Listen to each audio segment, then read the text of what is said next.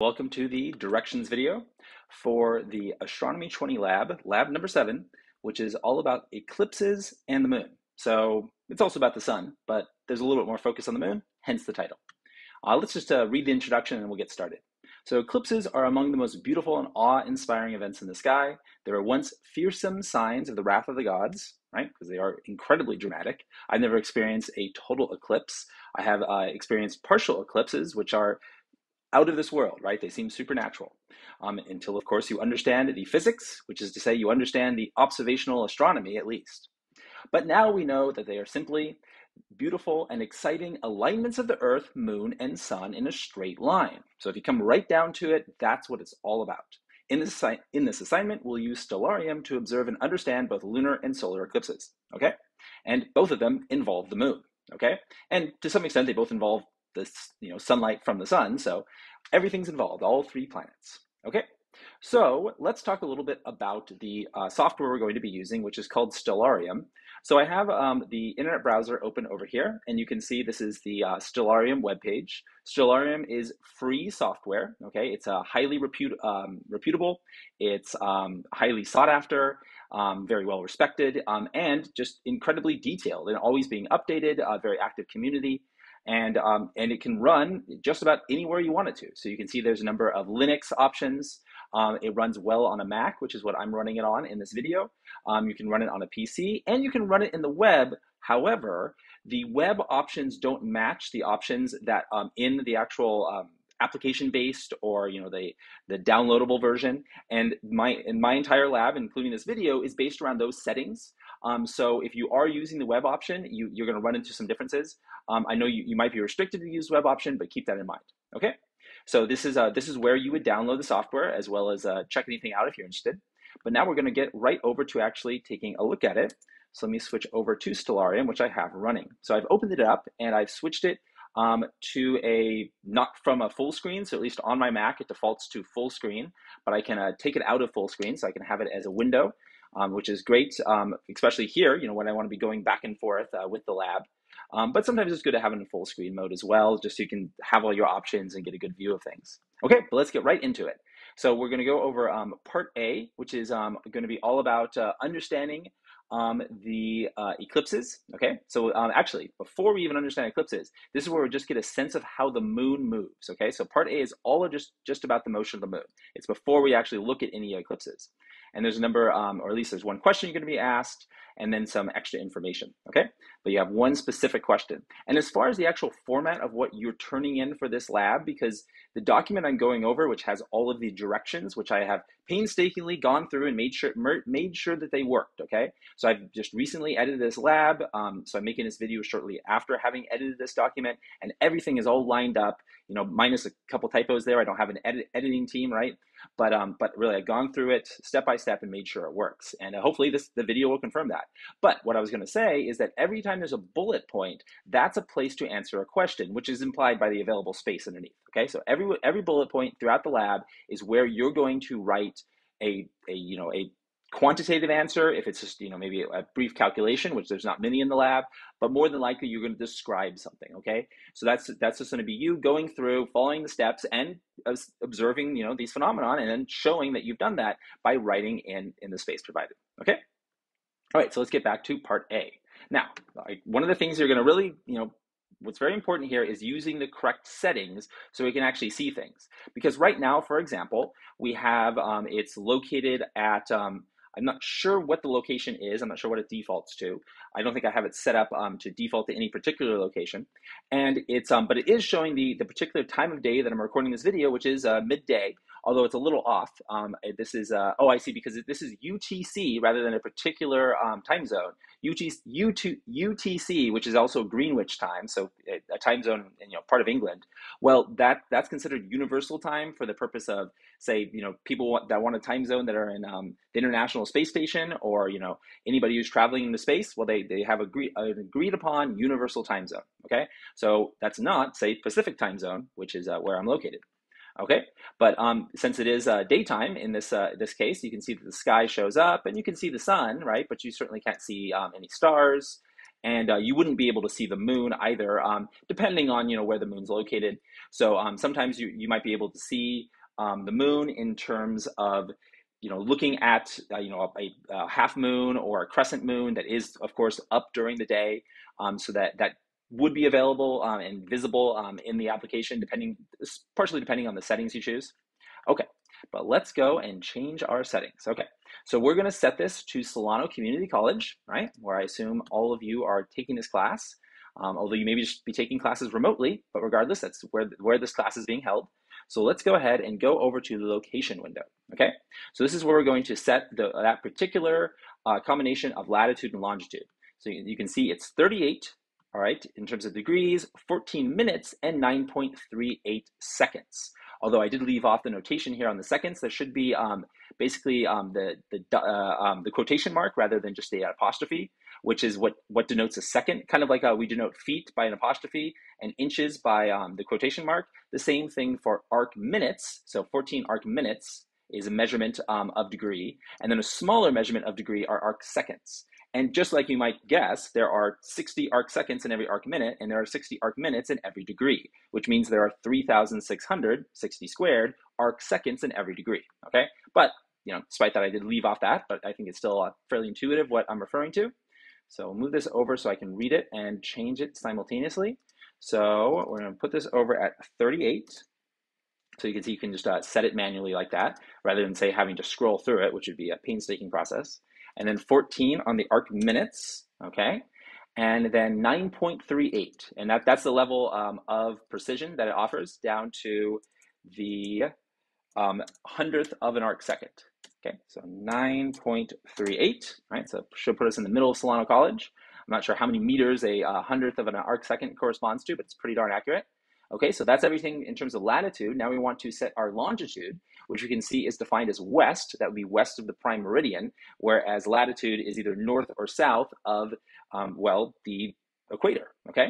And also, that's an interesting thing about latitude and longitude. Latitude goes between 0 degrees at the equator up to 90 degrees at the poles, and you can either have 90 degrees north or 90 degrees south. Sometimes south is referred to as negative degrees, so you can be above or below the equator, as in a positive being above and negative being below. But what's interesting about longitude is just relative to that one arbitrary choice of the prime meridian, that prime meridian being the same line that runs through the UTC, England, right, by kind of colonial history. And so, but that's the still, agreed upon 0 point in terms of longitude, because there's no natural midpoint like there is for the equator, right? Because the poles are the actual rotational poles of the planet, but then there's no such thing in terms of the longitude choice. So we all agree that 0 is Greenwich time, and then you can move from that all the way right up to almost 180 degrees, right? And then you would get then to a point where you would then have east, okay? So it ranges between 180 west and 180 east, okay? But we are not all the way west, right? We're not out in the Pacific Ocean, so we're at 122. So we'll go ahead and put that over here. So 122, and I still don't know what the original location is. It's probably just maybe it's some university that's associated with the publication of Stellarium, if the default latitude and longitude, because it certainly seems like it's in the United States, but I'm not 100% sure on that. And I didn't check when I opened up the window. So if you go back in the video, you would be able to see what the default location is. Okay, but then 7 degrees on the arc minutes. All right, and actually I'm going through this a bit more efficiently this time. Instead of clicking each time, I'm just hitting the tab button, which should get me to the next one. Oh, it was working. Well, regardless, we're all good. There's a very, very fine cursor, which you can barely see, but we actually are here in the section where you can manipulate the arc seconds, and we have 11.5, all right? And it's going to be 50, but I don't think the zeros stick around. All right, well, it did. All right, great. Okay, so that is our exact latitude and longitude, okay? So now that we have done that, we're good. We can close the location window. All right, and the next thing we're going to do is change the date and time to February 16th, 2022 at 8:56 p.m., okay? And then we're going to use some keys to display constellation lines and constellation names, and then we're going to change some other viewing options as well. And there are some shortcut keys for these viewing options, which will come up later in the lab, but for now, we're just going to manually open them up, because you can always do that even if you forget some of the shortcut keys, okay? So let's go ahead and set that time after closing the location window. So I didn't mention that when I went to the location window, I kind of scrolled down here. These are a lot of options for things you can visualize. So it's another kind of fast way to do typical settings like some of the ones we're going to be doing. But then over here is where you're going to set the location. So that's if you just scroll your mouse over to this side, then that window kind of pops up to the side as a partially transparent menu. And we set the location, so we're going to set the date and time. Okay. So so it's February 16th. Okay. So this is just I chose the dates all because of particular astronomical events. Okay. So let's get 2 for February and then the 16th. Okay. And then we want our time to be 8:56 p.m. Now the default clock here is 24 hours, which is pretty typical for astronomy. So 8:56 corresponds to 2056, okay? And always just leave the seconds at 0, all right? Now you can see that by default, the clock is running. So one thing that we're gonna want to do, really quite often is pause the time. So let's see, okay, so simply, now that's one of the ones we do over and over again. I'm just gonna scroll down and find it here. So, okay, so L changes the rate of time passing. So by default, the time passing is 1 second corresponds to 1 second, right? Within the application, but we can speed that up, right? Every time you hit L, it speeds it up by a factor of 10. So if you hit it 4 times, and it's 10,000, right? Because that's going to be 10 times 10 times 10 times 10. Okay, but we don't want to speed anything up. I just want to remember the quick key for stopping time altogether. Okay, so just speeding things up more. All right, and it looks, there we go. So reset the time to the current time. Oh, that's by pressing 8. Okay, so we could do that, but we don't want to. So instead, we want to quickly pause it. And I think I already scrolled over it and missed it. There it is. Okay, remember to press the 7 key to pause time. Okay, so I would do that before you set the time, because as you recall, in this first part, I told you, not that it's a big deal if it's a couple minutes off, for the most part, right? It matters a little bit for some of the last parts of the lab for the total solar eclipse, because that does not last very long. But here we, for 8:56, by now it's already 8:58, because time's passing within the application. So I'm just going to go ahead and press that 7 key. All right, that's the shortcut I couldn't remember, but that's a great one to remember. 7 pauses time. Okay, so the time has stopped. Okay, now if we press L, the time will start up again. All right, so you can see that the clock starts ticking. Right, so 33, 34, right, 35, but press 7 again, and time stops. Okay, so now with time stopped, it'll be more convenient to set it and not worry about it marching along out of our control, right? So we'll go back to it and make it 8:56. All right, and just leave that at 0, 0. Okay, so there we go, close the time window. What is the next step? Okay, so it says use the C and V keys to display the constellation lines and their names. All right, so C and V. Okay, all right, so now we have some references here. We're not going to leave these up throughout the entire lab, but this is good at first in terms of kind of placing the moon, because that's one thing we're going to do. Okay, so then we're going to go on and open the sky and viewing options, and in the SSO submenu, okay, so let's do that. Open up the sky and viewing options. Oh, see, now I clicked on something. You can see what happened here is I clicked on a particular star. Apparently it's a double star. It doesn't have a name, so it just kind of has a code, but I don't want that anymore. So I just kind of click away. That's a good way of doing it. So then we can go to the sky and viewing options menu. Okay, so then we're going to go to SSO, which is solar system objects. And what do we want to do? Okay, well, we want the solar system to have it to show solar system objects or show planet markers, the scale, and to scale the moon. And that's like in terms of the size. And then we want labels and markers on. Okay, and then we're going to close the window out. Okay, so we're going to show the moon's halo, no, but we do want to scale the moon, and we want labels and markers, and we don't need to simulate light speed. Okay, so we're all set. Okay, so we can go ahead and close that window. So this is a good example where I have to make my window a little bit larger, because this particular menu, it has a minimum size, and if your window is too small, then you can't actually get to the close, right, to the X to close it. Okay. So then we're going to go and then turn off some settings that make things more realistic, because they're simply going to get in the way, right? Especially for what we're doing. So, remember that, indeed we're, located in some field. This is, not, of course, actually Solano College. It doesn't like match things up with, Google Street View or something. So it's just, just kind of this like, particular field where you imagine you're doing astronomy, right? And there's some buildings in the distance and trees and all of that, as you've noticed, right? Even some lights need effect, right? But we're going to turn that all off. Okay, So we want to turn off show ground, show fog, and show illumination. All right. Illumination is kind of all the refracted light and reflected light coming from the atmosphere, which of course interferes with astronomy, but is a realistic side effect of doing ground-based astronomy as opposed to doing astronomy with one of those satellite telescopes, like the most recent, very expensive, very sophisticated Webb telescope. But we don't want any of that, right? We don't. Well, we want to act more like we're in space rather than on ground. All right. Want things to be as easy as possible. So we're going to go then to so in the landscape submenu, so we'll go over here, go to landscape, all right, and then we want to turn off show illumination. Landscape labels isn't mentioned, but I think once we turn everything off, it won't matter. I don't remember turning it off before. So we'll do show ground, show fog, all those off. Okay, and we can close the menu. And so now it's like we're just floating in space. Okay, now you can still tell where the horizon is because of the west, northwest, and these directions, right? These cardinal directions, and so that kind of tells you, gives you that placement of ground, right? But ultimately, a lot of times we're going to be not placing ourselves on the ground at all. We're going to be locking our view, and that's going to be kind of part of the fun of this. So for now, yeah, sure, we're floating in space. We can tell where the horizon is in terms of an arbitrary local horizon. It's like you were standing on the surface of the Earth and Earth just disappeared, but then you're still in the same spot. Okay.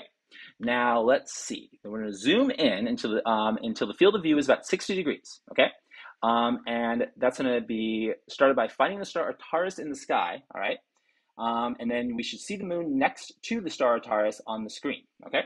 So actually don't remember if this actually is going to correspond to this part of it, because I'd set this up. I remember I had updated the time to be a moon event that corresponds, to this particular date. But I think I may have overlooked this whole mention of a Taurus, because really what I'm going to do right now is actually just zoom in directly to the moon. Okay, so don't worry about all that Taurus, finding the nearby star.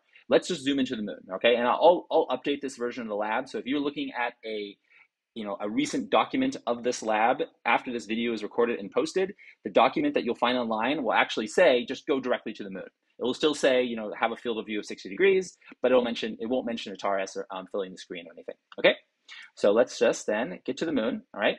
Now, what is that field of view? Well, you can see that is the FOV. Okay. I just read it as field of view, but of course it is written here as an acronym. 60 degrees means just that's kind of, corresponds to human vision, right? Which is, can vary, right? But, you can actually control it with your eyes. But here, this is as if we're looking up at the sky and seeing the moon in the sky. All right.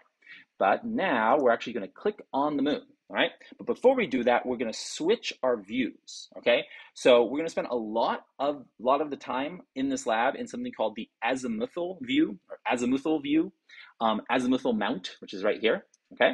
And this type of view is not at all as how we actually see the sky on Earth, right? So an equatorial view is, actually standing and, looking up at the sky and, having those directions, right?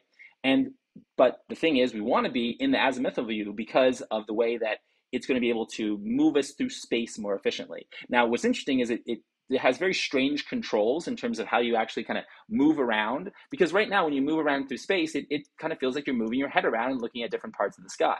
But when we change our mount, we're going to change the way that the telescope moves, which means that we're going to change the way that that we can actually navigate around this this fake sky, this virtual sky, right? This a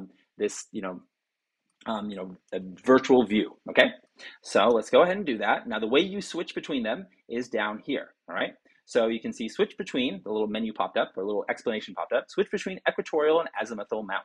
Okay, so by default it's an equatorial, but when it's highlighted like this, now it's an azimuthal mount. Okay, all right, and right now we're going to, we're then going to, and it says you can alternatively just click Control M, that would be the shortcut, okay? And then it says to mark the position of the moon at this point, okay? And at some point, we see the moon, okay? So we're gonna lock onto the moon in a second, okay? But let's read this next paragraph, okay? So click on the equal key sign, 1 day will pass, okay? The moon will move to the east, keep pressing the equal key, and count the number of times you press it as you watch the moon move across the sky. Remember, you're watching a fixed spot in the sky as the mount orbits the Earth. Okay, that's the idea of the azimuthal mount, right? So the moon will move off to the left and disappear off your screen. Keep clicking until it reappears on the right side. When it returns to the starting point, stop clicking. Okay, you may have to go back using the minus key, right, which would reverse 1 day. Okay, because the equals and minus give you that change of of 1 day. Okay, then you will need to go back and forth an hour at a time using control equals and control minus. Okay, and then you can okay, so okay, control minus, command equals and command minus. Okay, right. So okay, so yeah, so the control equals and control minus, they're going to move us 1 hour at a time, and then right, so that's right. So the difference here is just the difference between a PC and a Mac. So on mine, it's command, right? So the command is kind of the Mac term for the key that is called control on a PC, which is confusing because Macs also have a control key, right? But it's used differently, and so command equals and command minus is what I would do on my keyboard. If you're using a PC, then you'd use control equals and control minus for control of an hour at a time, okay? And so occasionally I'll put, especially with those particular key differences between Macs and PCs, I include in the lab. All right, so just if one doesn't work, try the other, okay? That's why I put both of them in parentheses. Okay, and that's going to get the moon exactly back to where it started. Now, obviously, you wouldn't notice if I stuck a Post-it on the the screen because you wouldn't see it, just this being a screen capture, of course. So instead, what you're going to have to remember is just where the moon is located. Now, I think it's going to work, though, because I should be able to leave my cursor exactly where the moon was before we started advancing time. And when the moon comes back, then we can figure out how many days passed. Okay, so let's go ahead and start pushing the equal sign. Okay, so we're going to have the moon kind of take off to the side of the screen. All right, there it goes. Okay, and so remember the date that we started on. Let's see, it was, let me go back. Let's see, all right, when I'm thinking of two things at once, so maybe you remember. Oh yeah, it was February 16th. Okay, so now I'll go on. All right, can't see the moon because it's on the other side of the earth now. All right, at this particular time. All right, keep going. It's coming back. Okay, so all right, so we overshot it. So go back a day. Now I'm going to do. Now I'm going to start doing 1 hour at a time. But first, let's note what day we're at. So we started on on February 16th. Now we're on March 15th, right? So it's been 29 days. Okay, and then we can finish this off. I'll let you figure out those details. I don't want to give away everything to you. But now we got to a point where we have exactly how many. And the cursor worked quite well, right? You didn't even need in this case, you didn't even need to post it. And I think that should work on your computer as well. And so then we know exactly how long it took for the moon to get back to that same location, right? Okay, so now that's what you're going to report. You're going to report exactly how much time it took the moon to travel, right? Completely around the sky and return to the same spot. You're going to give this answer in days and hours, okay? This number is called the sidereal period, okay? So sidereal is kind of like the true periods of things. It's the period relative to some fixed background. You can imagine like, the distant stars that really don't move relative to us, at least not on the time scale, or they move relative to us on a time scale of millions of years as the whole galaxy moves. But for all intents and purposes, those distant stars are absolutely at rest. So if we measure movement like the orbit of the moon around Earth, and we measure how long it takes, to get back to that same exact point relative to the fixed background of constellations, which you notice did not move during this whole exercise, well, there you go. That's a sidereal period. And there's such a thing as a sidereal day as well, okay? Which is talked about in detail, actually, in Lab 8, okay? But here we have, this explanation of the moon's orbit. Okay, I'll let you read that so we can move on to part B. Okay, so now we're going to see what the face of the moon looks like from the Earth over the course of a month, okay? Right? Maybe something like a sidereal month, okay? So we're going to keep the location the same, all right? But now we're going to change the date to July 28th, 2022 at 10:54 a.m., okay? We're going to turn off the constellation lines and the constellation names. We're done with them. The whole purpose was just to show that the moon was moving relative to those fixed constellations, okay? To get, highlight that idea of a sidereal period. Okay, but otherwise we're going to keep the settings the same, in terms of, no sky visibility or anything. Although it almost looks like the sky visibility came back on, which is definitely something that happens quite easily. So let's take a look here. Yeah, it looks like we have, the atmosphere got turned back on, right? Not sure why, but that does, that regularly happens. So you can see that you probably noticed that things, weren't as visible as they were before, right? And so that's just kind of a weird side effect sometimes when you change different settings. It was probably when we changed our mount, then it just automatically turned the atmosphere back on, all right? So something to look out for, but you'll probably notice it, okay? So anyway, we're going to lock onto the moon. All right, so we're gonna find the moon, right? Zoom in till it fills the screen, okay? And it talks about you can do this by simply pressing the / key once you have found and selected an object. So you should be looking at the face of a dark moon, right? Well, let's see if that's the case by going to the correct time. See, I keep clicking on stars. There we go. Finally found a spot without stars, okay? At this particular zoom, if you keep zooming in, you can kind of keep finding stars. Not an infinite number, of course, but you can find a lot. Okay, so let's not change the location. We're just going to change the date to, I'm going to move this over, July 28th. Okay, so we want 7. All right, I got to double click on this one. 7, but tab works well. 7:28. Okay, and then we want the time to be 10:54 a.m. Okay, so 10:54, and then 00. Our clock is still paused. The only way that we've been advancing time is manually, so we don't have to worry about it running on its own. Okay, so there we go. We've got our time set. So of course, 10:54 is definitely during the time of the sun. So if the atmosphere is on, then we wouldn't see a night sky, right? If we turn the atmosphere back on, we can tell it's daytime. But we're not so interested in that. We're just interested in the phases of the moon. Okay, so let's go around and find the moon. Now we can search for it if this ends up being a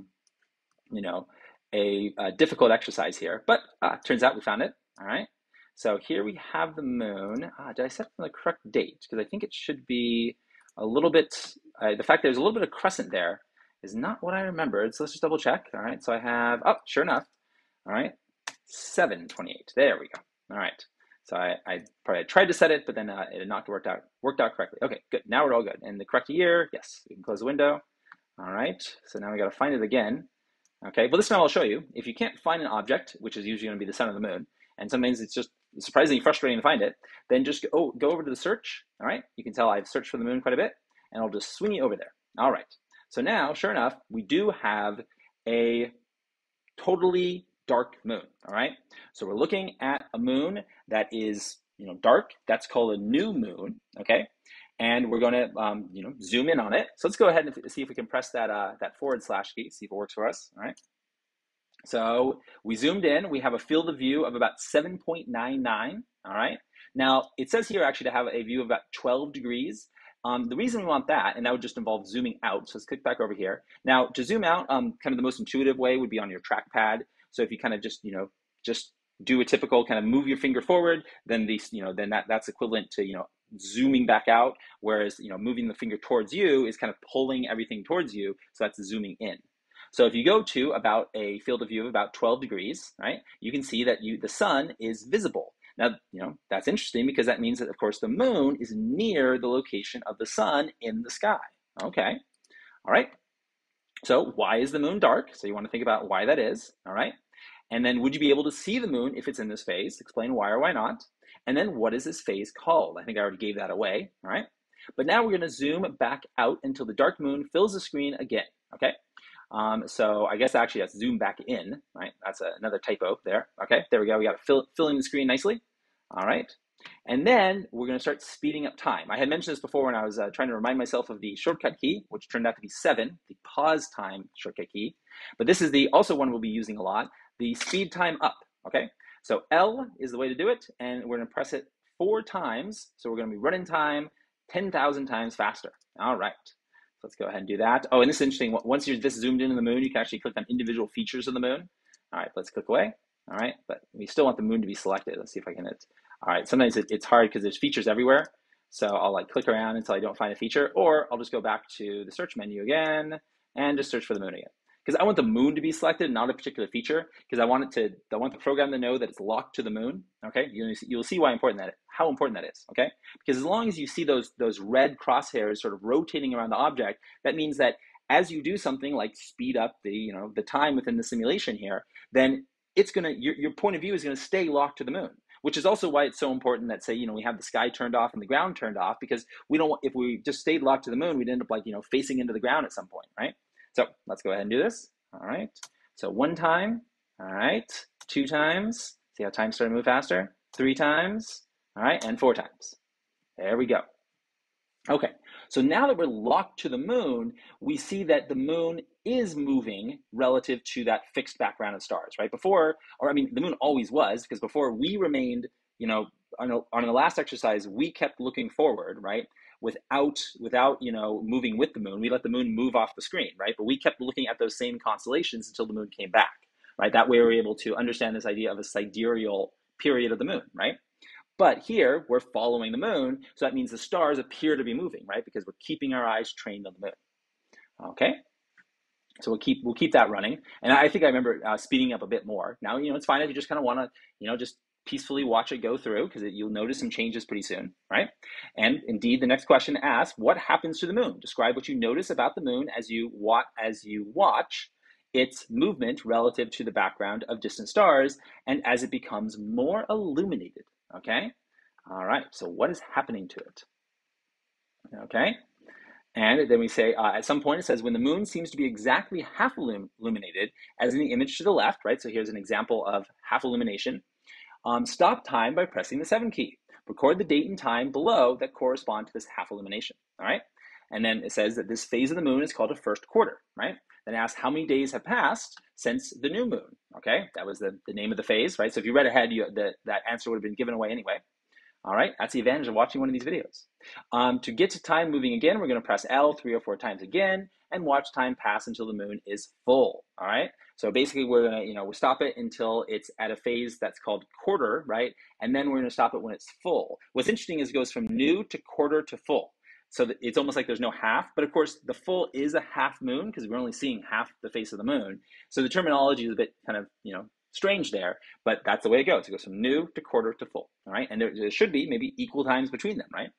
All right, and then it asks, you know, how many days have passed since the first quarter moon? How many days have passed since the new moon? Okay, all right. Then we're going to start time again, and then let it go all the way back until it's new again, right? Until it's completely dark like it started. Let's go back and show the simulation. So you can see, indeed, it's starting to be illuminated, right? Now we can speed up time, right? So now we can really start it moving. And since each one is a factor of 10, it makes a pretty big difference. Right, and some of this motion is kind of weird, right? It almost looks like the moon is like speeding up and slowing down, because indeed it is, right? Because every day the apparent motion means it kind of almost has this like starting stopping motion, right? Which is pretty interesting, right? Now there's no questions about it, but it's fascinating to think about, right? In this perspective, see how it kind of slows down and it like speeds up again, almost like a roller coaster going over hills, right? Like kind of slowing down at the top, speeding up again, right? It's kind of like one bump after another, but we're continuing to get more illuminated, okay? And then you're just going to continue to answer those questions, including, you know, how much time passed from the first quarter, and then how much time passed from full, you know, from the full moon, and then eventually, you know, what was the overall time to go from new moon back to new moon, right? That's one of the last questions. Then what is so interesting is you're going to compare that overall time to go from new moon to the time that we measured before, which was the sidereal period, okay? Because what you'll find, right? I'll tell you now, you will not find the same amount of time, right? Significantly different amount of time for the moon to return to that same point that we saw before. So, you know, like relative to the fixed constellations in the background, as compared to go through a full cycle of illumination, right? They are not the same. They're going to be off by, you know, more than a day. I'll tell you that much. Okay. All right. So that term for a full illumination cycle, right? That's called the synodic period. Also sometimes called the solar period. Synodic and solar are synonyms of each other.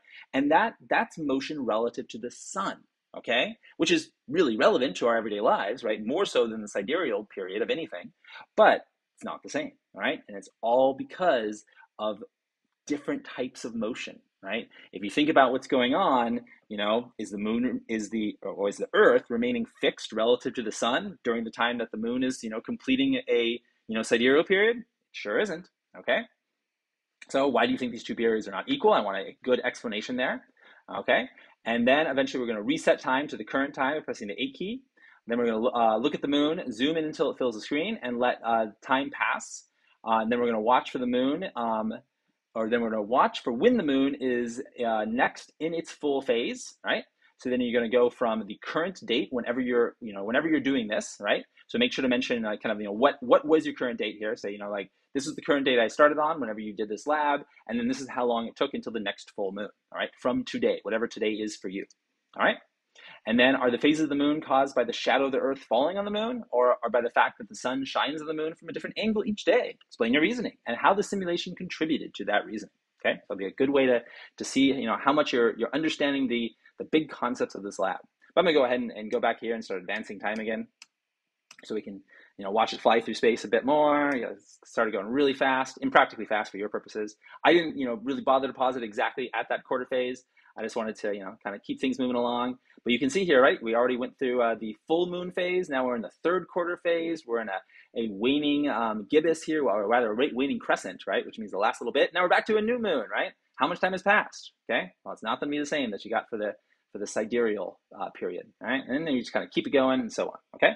Let's go ahead and hit 7 to stop it. If I hit 8, we'll go to the current time. This is the current phase today on the 3rd of October when I'm recording this video, okay? As if I'm recording it at Solano College. All right, so now we're done with exploring the moon, which is both parts A and B, kind of the different phases of the moon, or rather different periods of the moon. Now let's talk about eclipses. We're first going to talk about lunar eclipses and then solar eclipses, okay? So now that we understand the moon, right? Got a perfect understanding of the moon. We're gonna now talk about how it combines with the sun in a event, a phenomenon called an eclipse, okay? So now we're gonna change to a very particular date back in 2019. The reason for this is because, eclipses are not that common. Lunar eclipses are more common than solar eclipses, as you may know, but I wanted to choose dates that, corresponded to these particular events, right? So I couldn't just choose any full moon, so I had to go back a couple of years. So let's go ahead and do that. All right. So we're going to go over here. We're going to go ahead and set the time. All right. It's going to be 2019 and then January 20th. Okay. So 2019. All right. And then January. So double click on this one. Still October. There we go. All right. 1/20. All right. Full moon. Pretty cool. Looks like I chose this date for a reason. And then 7 p.m., right? Now, remember, 24-hour time. So 7 is going to be 1900, okay? Is that right? Yeah, 1900, okay?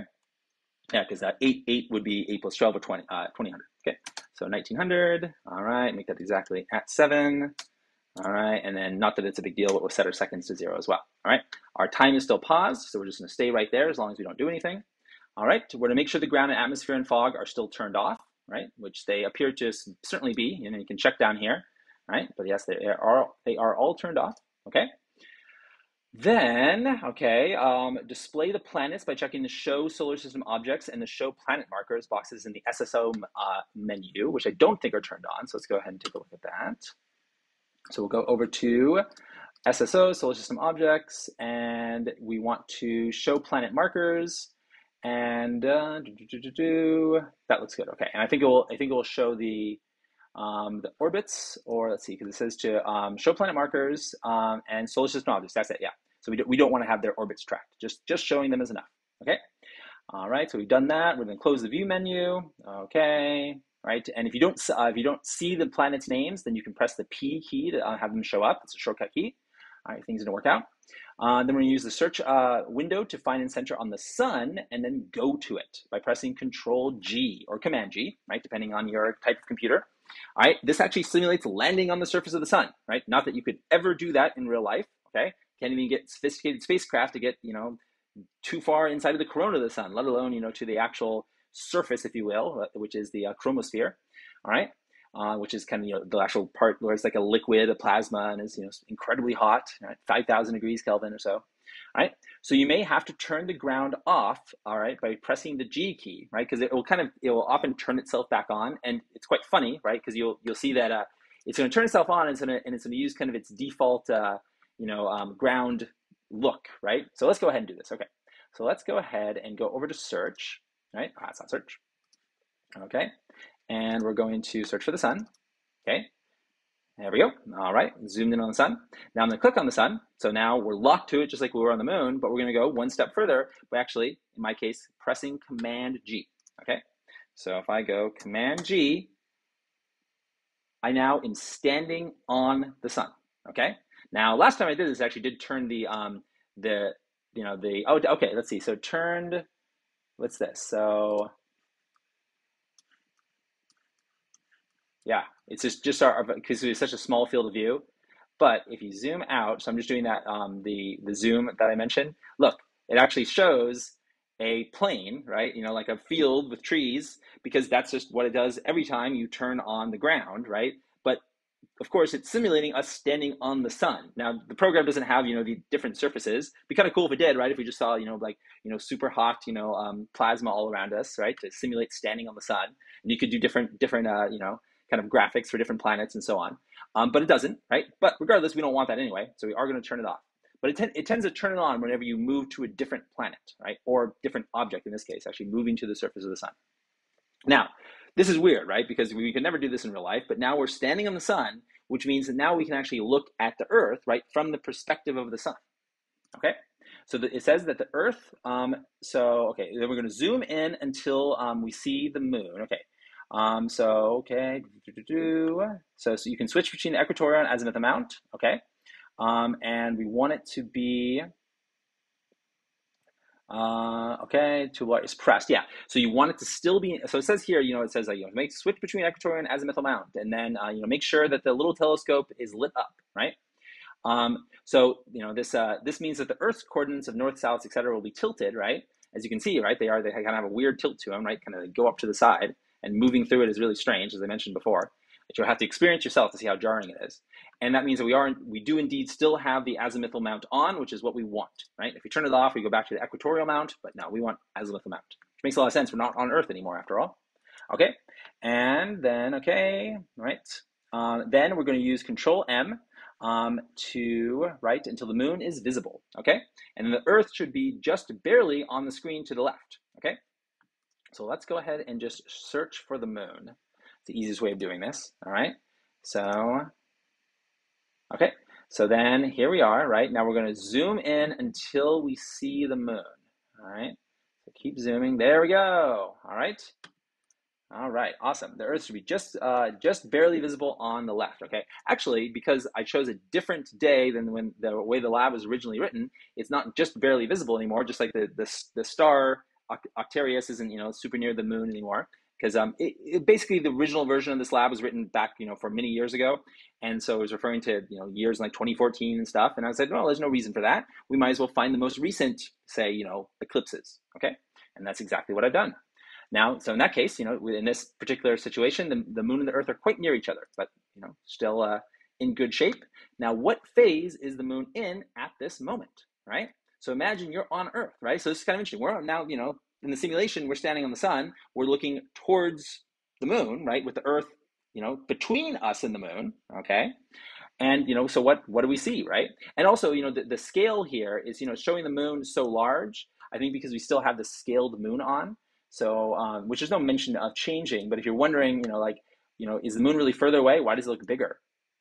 Well, one reason for that is the scale moon. So let's see if we turn it off. Yeah, there we go. Yeah. So let's see, do I mention turning the scale moon off? Well, it's a good idea to do so, okay?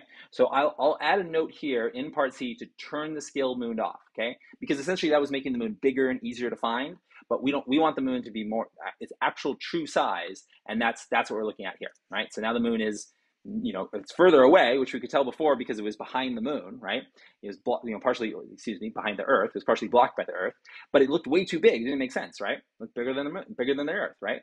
And if something's further away and it looks bigger, then it must be really bigger, But no, that's not the case. The moon is significantly smaller. It's about a tenth the diameter, all right? And it's about a fourth the diameter and about a tenth the volume. And well, there it is, right? There's the moon to its actual relative size to the Earth, okay?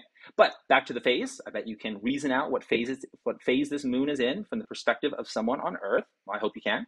Then we're going to start advancing time again, okay? And that's one of the main goals. To be able to reason this out. So press L 3 or 4 times to run time faster, as we did before. All right, and then we're going to press the 7 key to pause time again. Okay.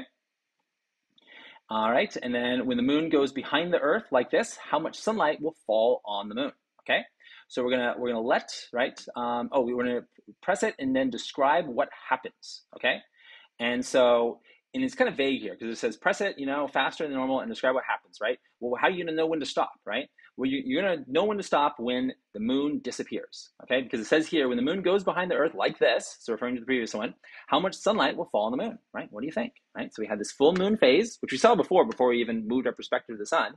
So let's go ahead and do that, right? So we're going to advance things, okay? Now, it should be following it. I'm not sure why it's not, because I have the Earth selected. But for whatever reason, did I turn off my azimuthal mount? No, it's still on.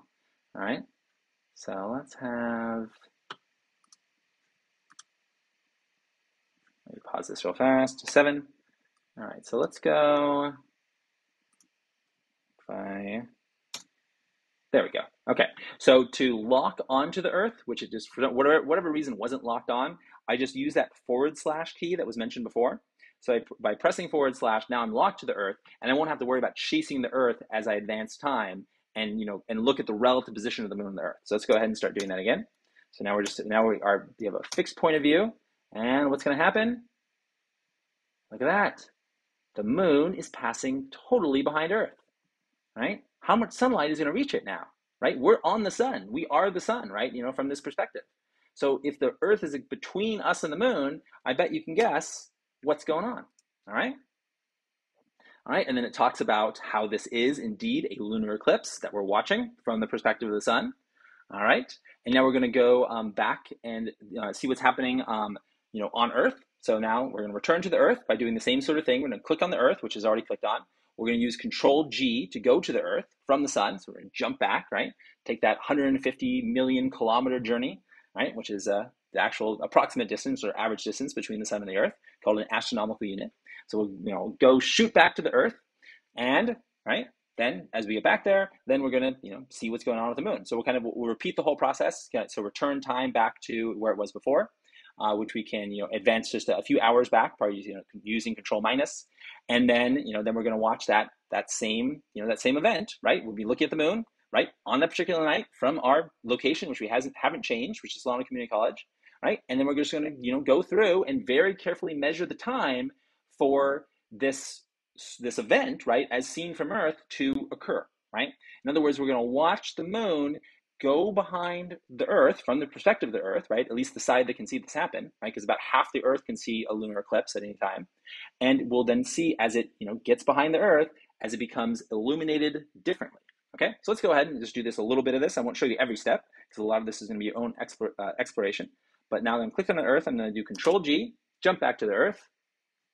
Okay, now it looks like it turned back on all kinds of stuff, right? Cardinal points, I can leave those on, but the atmosphere got turned back on and the ground got turned back on.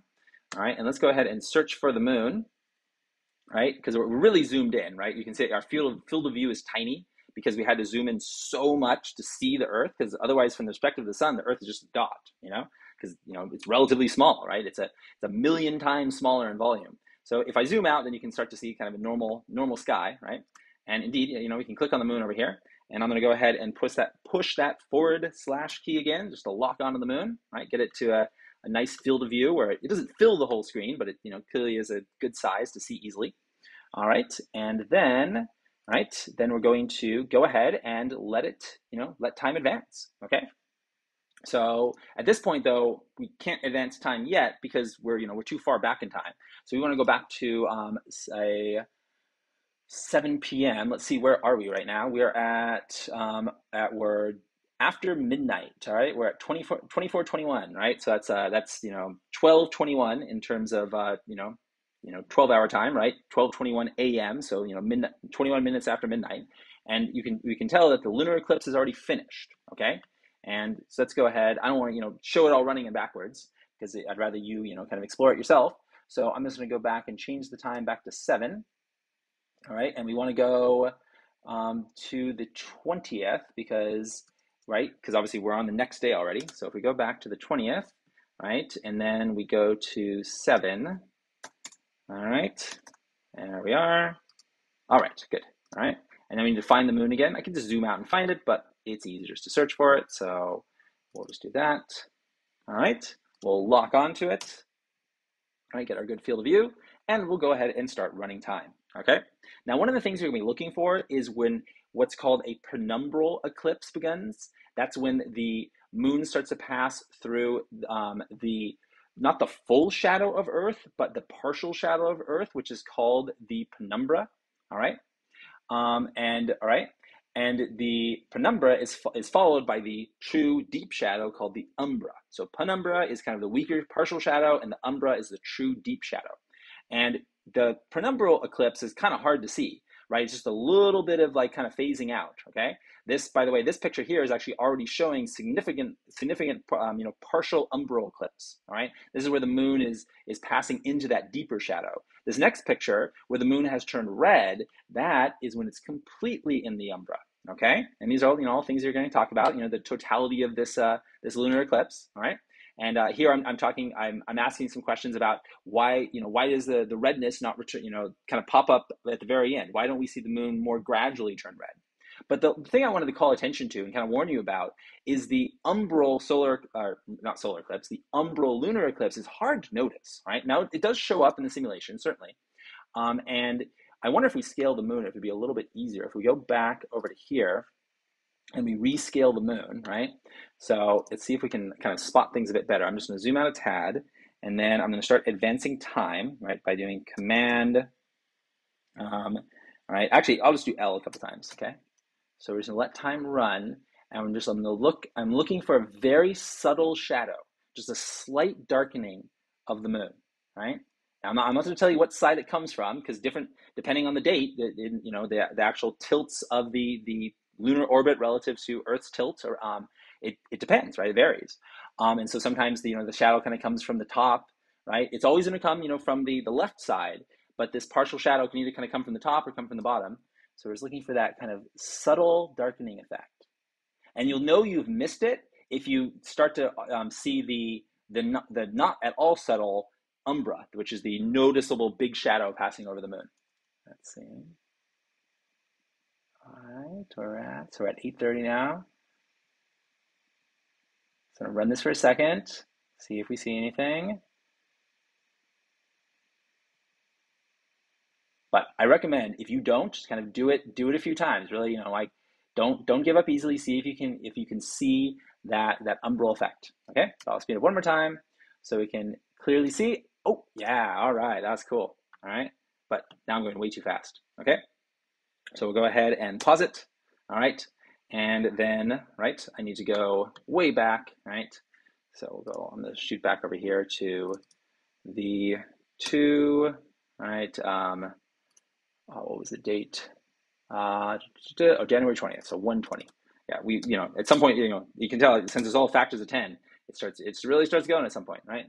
And see, it's at 6 a.m. right now. We actually want 19.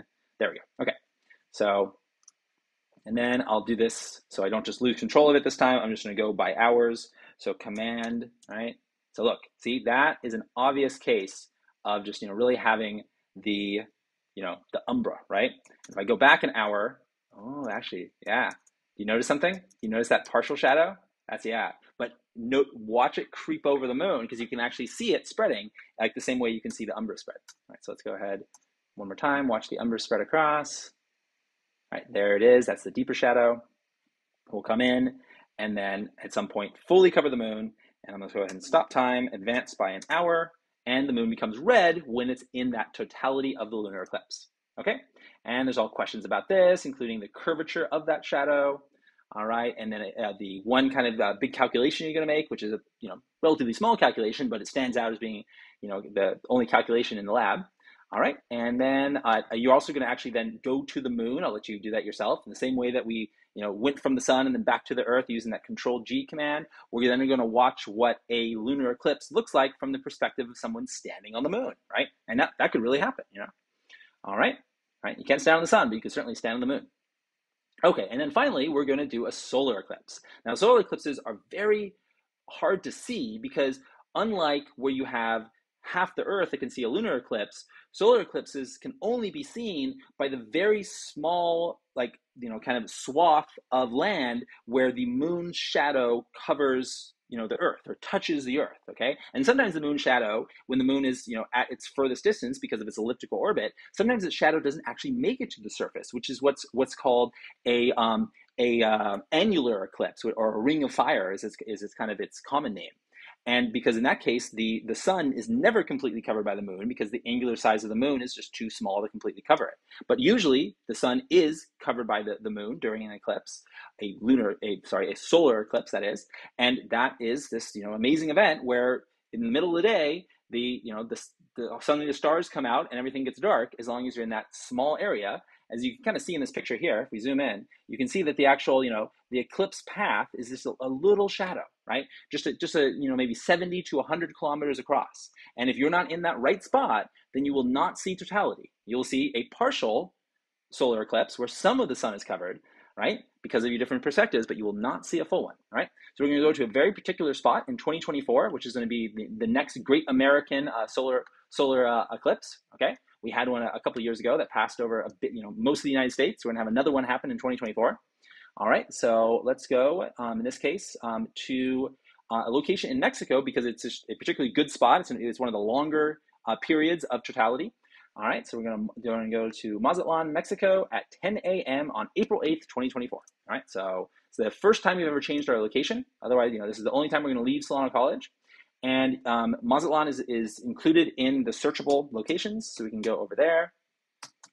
All right, so place that in. All right, and so now we have moved to that point. Now we obviously want to change our time. You can see that on this particular date, Mazatlan, because it's on the same, hemisphere as, Solano College in California, for that matter, they would be able to see a lunar eclipse just as well as we could, right? But now, when we're going to, go to the future, 2024, and watch this rare event that can be spotted in Mazatlan, you could not see it at Solano College because Solano College is not in the path of totality. The path of totality in this case will pass in 2024. We'll pass up through Mexico and Texas, and then kind of up through, Tennessee, and then to the Pacific, not the Pacific, the Eastern Seaboard, right? Kind of go up through New England, okay? So then let's change our time. All right, so 2024, and the date was April 8th, okay? So, all right, so 4, and then 8, okay? And then we want to change the time to 10 a.m., all right? So 24-hour time, that's just going to be 10, all right? And we should make it exact because this, we're just talking a few minutes here, by the way, okay? Now, really what's going to be cool here is this is also the one time that we're going to change our, kind of our settings and actually turn the atmosphere and the ground back on, all right? We're also going to switch over from the azimuthal mount to the equatorial mount because otherwise, once we turn the ground back on, it'd be really hard to actually navigate around if we stay in the mount with the tilted coordinates, okay? So you can use the shortcut keys of G and A, or you can just go down to this menu, or you could go to the menu that we've used a few times, but we'll do this one here. Turn the atmosphere on and turn the, the horizon on, okay? So here we are, all right? All right, so you can see it's all weird, and that's like we've fallen on our side and we can't get up. All we can do is like swivel our head around, okay? So let's turn that off. All right, hey, now we actually are like a normal person and we can look around the sky. Okay, now you can see it looks like almost like it's already an eclipse, right? But I chose a time where it hadn't yet started. The reason it looks, wrong is because we have the scaled moon on. So you want to make sure the scaled moon is off. Okay, so not here. We already did our location. We just want to go back to our viewing options and go to, SSO and SSO, and then turn off scale moon. There we go. All right, so now the moon is back to its actual size, right? Which is showing up really small. Why is it showing up so small if it is capable of covering the whole sun? Well, because what we're seeing here, this much larger region, I'll zoom in a bit on it, it's not the sun, it's the glare from the sun, right? It's kind of built into the simulation, and it's kind of that tends to be what happens if you look at the sun, right? And so, because of that, it makes it look like the moon is a lot smaller. If we do zoom in, right, which you could do like with a telescope if you had, the right kind of protective coating, like a mylar sheet so you don't go blind, then you could look directly at the sun and see that its, its size is the same as the moon. And that, we can do that here by kind of zooming in and seeing that the sizes work out. And we can see that we have not yet started the totality, okay? But then you can let time pass, okay? So you can press L 2 or 3 times, let, kind of time move at a, kind of a steady rate of just a few minutes. And then you're gonna have first contact, okay? You're gonna write the time down. Then you're going to start measuring when totality begins. You're going to measure the total time that totality lasts.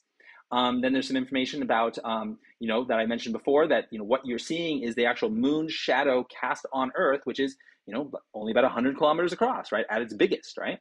And this is actually viewing it from space, right? This is an actual photo of the moon shadow during a solar eclipse, okay? So someone located at that location on Earth would see the totality, right? The total solar eclipse. But, to kind of highlight how limited it is in geography, you can type in another city, which is also saved within the saved cities, called Kaliakon, which is only about 80 kilometers away, or it says right here 122 kilometers northwest, right? So in a dew line northwest. And once you go there, there's no more totality. All you'll see if you go ahead and advance time back and forth is a partial solar eclipse, and it just really shows like how limited it is. But you know what? I'm not going to give it away. I don't want you to see the way that the program simulates it. So I'll let you save that part for your own. But I think I've done a very detailed explanation of how to use this program, and just kind of how this particular lab goes about, right? And what are the kind of the ideas that it's trying to highlight. All right. Well, I hope you found this video helpful and interesting. Thank you so much for watching.